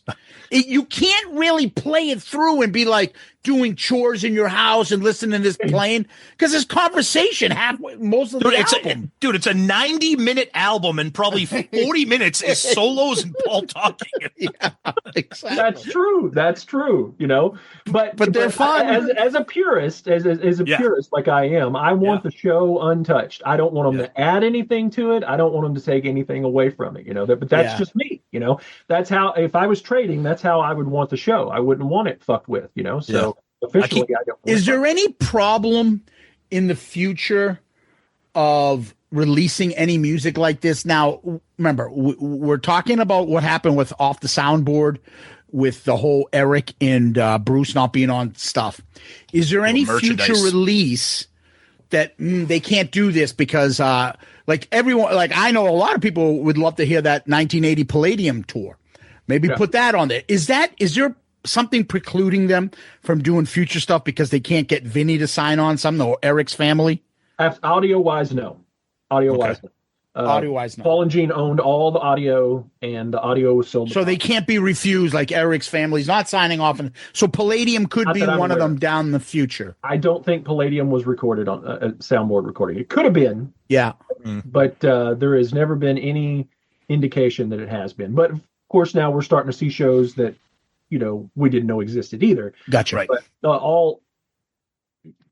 as far as in the background goes, Palladium might not have been recorded, but if it was, there's no reason they should not release that show. The merchandise thing is a whole different issue. You start getting into what rights did Gene and Paul actually own, and did they transfer to Pop House? And there's an issue here with they don't own certain rights to Eric's likeness, and they don't own certain rights to Bruce's likeness, and all of that stuff. And that is going to be issues where Pop House will have to come in and work separate deals with with Eric, his family, and Bruce and all that stuff. And I'm sure Bruce would be gung ho. He probably just didn't know. Yeah. But there's no reason, if Pop House wants to do it right. If I'm talking to Pop House, I'm suggesting to them, you need to go make a direct deal with Peter and Ace and Bruce and Mark's family and Eric's family. Yeah. And make those direct deals, because there may be licensing issues that Paul and Gene just never owned that they couldn't transfer over. And I'm sure that is the case. In fact, I'm certain that is the case. And that's why you didn't see Eric and Bruce on certain merchandise. And that's also proof that Pop House is listening, because they pulled that shirt. That's right. Yeah. So did they not ask them? Or do you think they didn't get a negotiation done in time? No, I think that Pop House, conjecture. Yeah. Think that Pop House bought the Kiss brand and thought that everything came with the Kiss brand and everything didn't go. Right. And they're starting to find that out as certain deals come along, and things like that happen. And they're going to have to, if they want to do it right, they're going to have to reach out to those parties. Yep. Gotcha. That's Final question for me, Jason. Yep. Why haven't we gotten any recording, any audio, vinyl, CD, box set of Madison Square Garden, the final shows, and is something ever coming out for that? No idea. I don't know anything about that. Shocking. I thought that, to me, that seemed like the ultimate layup for a Kiss audio release would be the final show at Madison Square Garden. Keith LaRue has posted that it looked like they were doing something, because he asked for video footage and photos. Oh, that's right. Yeah, he was asking for the documentary. Right. So I think something is definitely coming. It would be they would be remiss not to release something about that. Okay. So I think something's definitely coming, and I think there was always plans for something to come. It could have been another situation too, where they were tied up with the selling of the brand or something like that. But I think we'll see something. Yeah. I don't know why they wouldn't do that, but other than what Keith has said, I haven't heard anything else. Okay. Jason, tell everybody where they can find you if for some reason they already don't know. Tell us all of your plugs, your social media, your Facebook groups, etc. Tell everybody where they can find you. You can just search Kiss My Kollectibles with a K, or Kiss My Wax on Facebook, and you can find our groups. Join. We have 12,000 people, vetted people, no scammers. 12,000 people in collectibles, 8,000 people in wax, and we're a vibrant collecting community. If that's your thing in Kiss, join us there. Kiss My Kollectibles with a K on YouTube. That's our podcast. There's some stuff up on iTunes and things like that, but I really stopped doing that. We're really a visual podcast because we show stuff all the time. Mm-hmm. Me and Joe Lalich and Nicholas Buckland, who runs everything Kiss, and as him and Joe did the book, the hottest brand in the land. John Five is a co-host on the show. Yep. And John Humphrey is a co-host when we do vinyl. So come check us out. We nerd out over there. So awesome. Jason, thank you so much. This has been a blast. Oh, great nerd out session for me and Zeus, of course, getting in on it too. So we really appreciate your time, buddy. Thank you so much. I hope it doesn't bomb, man. So. No, please. No. I don't. But it won't. But if it does, I don't even care. But I know it won't. Yeah. So thank you, Jason. Thanks, Jason. Thanks for having me, guys. Be good. Tom, that was the great Jason Herden. Yeah, I loved it. I mean, I know, it's kind of a little bit of, self-indulgent for what I'm into. Obviously, this is my kind of area, not as much as yours, but we had a great conversation with Jason. And again, I like sometimes we get into the weeds. We nerd out on Kiss stuff. And, Jason is in the industry. He's a super collector, like me, but even to the next level. And he's familiar with a lot of marketing and business things that are going on in the vinyl and CD and music world. So of course we wanted to have it. And like you said, Zeus, the impetus for this entire thing was the off the soundboard and the no CD. And we veered off and talked about box sets and bootlegs and collectors and stuff. But I do want to give Jason a special thank you, because after we stopped recording, we spent about another 30 minutes at least having an incredible conversation about stuff that we're not going to share, which is why we stopped hitting record. But I just want to give Jason a huge debt of gratitude for sharing what he could share with us while we were recording, and then kind of our post-show conversation. It was great. And, you know, I'm glad to have, you know, bring Jason into the Shout It Out Loudcast world and the Shout It Out Loudcast family. It was a fun episode for me. So also, we forgot to thank him on the air with us for being a contributor to Raise Your Glasses. He contributed a few songs there. So thank him for that. Even though this wasn't my area of expertise, I found the conversation fascinating. I learned a lot, and I know there are so many of you out there that are so into vinyl and collecting and all this. And go catch his podcast and go watch what they do. They obviously know their shit and run a good show over there. And really, I don't know if there's anybody that can top what his crew does as far as talking about vinyl and merch and all that stuff on their podcast, Kiss My Wax and Kiss My Collectibles. So Yep, and absolutely. Thanks, Jason. Tom, what we do next is we go to question of the week. You got one? I do. But of course, our question of the week is brought to us by the great Shout It Out Loudcast Hall of Famer and friend of the show, the great Tony Barone of ABCPA Inc. People, by the time this episode drops, if you don't have your taxes done, you might be fucked.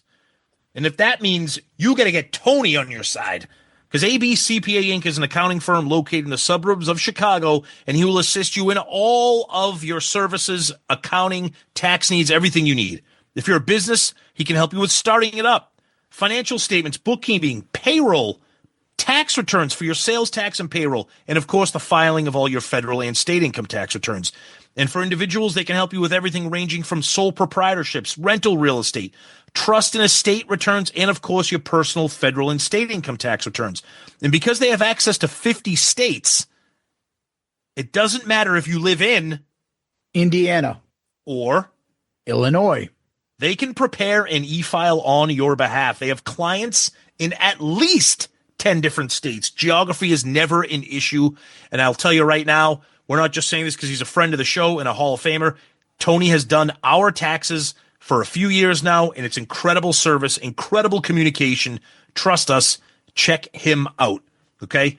Visit them on Facebook and LinkedIn. Check out his website at abcpainc.com. Call him directly, 708-430-3232. That is 708-430-3232, abcpainc.com. Tony, the Taxman Barone, trust us, he's the man. And our question of the week comes from our longtime friend and supporter, Mark Bomer. He says, I have a what-if question. The song Move On from Paul Stanley's 1978 solo album is not held in high esteem by many. But what if Paul gave the song to Peter to sing vocals? Set aside the improbability of that happening for a moment and think about Peter singing over that type of rockin' R&B style tune. His raspy vocals during the bridge. I've little doubt it would have been another huge hit for the band if this make-believe album actually happened. Zeus, thoughts? Yeah, I do like this thought of him singing Move On. It does fit Peter's solo album more so than Paul's. If you think about it, that song with that old school R&B kind of rockabilly kind of, I don't know, music, it's off from the rest of Paul's album. Very much so. And it works with Peter's album. Yep. So yeah, I think Peter would do an excellent job, and that's a great point. Yeah, no, I agree. I mean, I don't have much to add other than I think you're 100% right. I think it would have been great.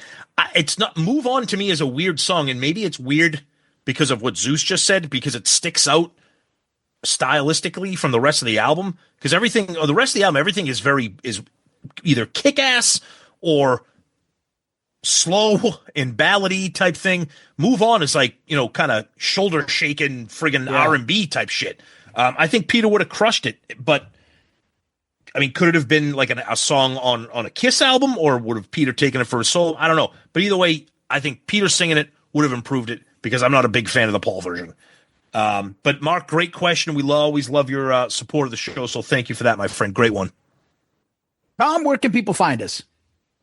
always start with our website. Always go to shoutitoutloudcast.com. That's you can find everything you need regarding our show, all of our episodes, all of our social media links are there. Twitter, Facebook, Instagram, YouTube, TikTok, Threads, Blue Sky. Everything is there. Links to our Amazon shopping page. Links to our Shout It Out Loudcast merch page. That's more important. Got to get yourself one of those shirts. Please, there's plenty of different styles there, not just the Shout It Out Loudcast logo. There's Ace Cult shirts. There's Peace Out Girl Scout shirts. All kinds of cool shit. So check that out. And, of course, there's links to our Patreon as well. And if you want your question of the week read like we just read Mark's, we do one every week. Email is the best way to do that, but we'll take it anyway. But our email is shoutitoutloudcast@gmail.com.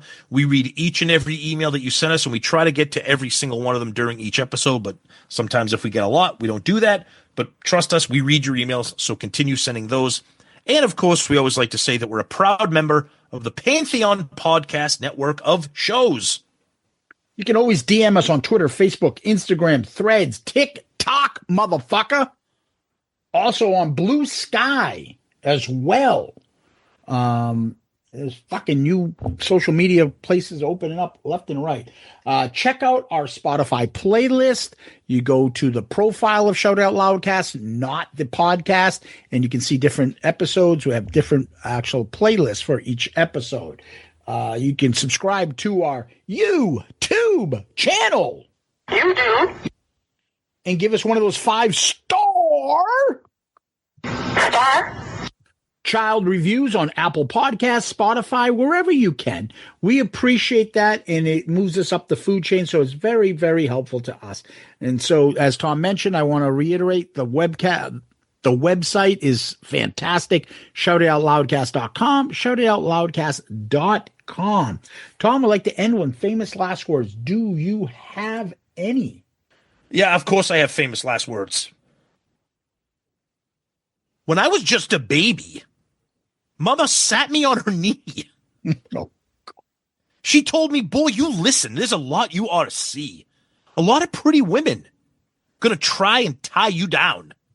You don't know what you're missing if you never look around. Move on. That's what you do to me. Ooh. Oh, man. All right. Tom, here we go. Once I was a fool, dreaming my life away. And then yesterday I found you looking for me, dragging your heart around at the lost and found. Dear God, I can't believe you just did an Unmasked song. I found you. Well, in honor of Jason, who loves that album, Jason Herden, Tom, Loudcasters, Kiss Army, thank you. Jason, thank you so much, buddy. Really appreciate your time and expertise. It was a ton of fun. Loudcasters, you guys are the best. Patreons, everybody, you guys rock. Zeus, as always, my friend, thank you. Peace out, Girl Scout. Hit the music. What I'd like now is for all you fat, out-of-shape, worldwide kiss-tards to keep the noise down while I show your ladies what a real sexy man looks like. Listen, all you people out there sitting on rented furniture, settle down. Cut the music. Anybody seen Richie? Anybody know why Richie did Bobby Lupo?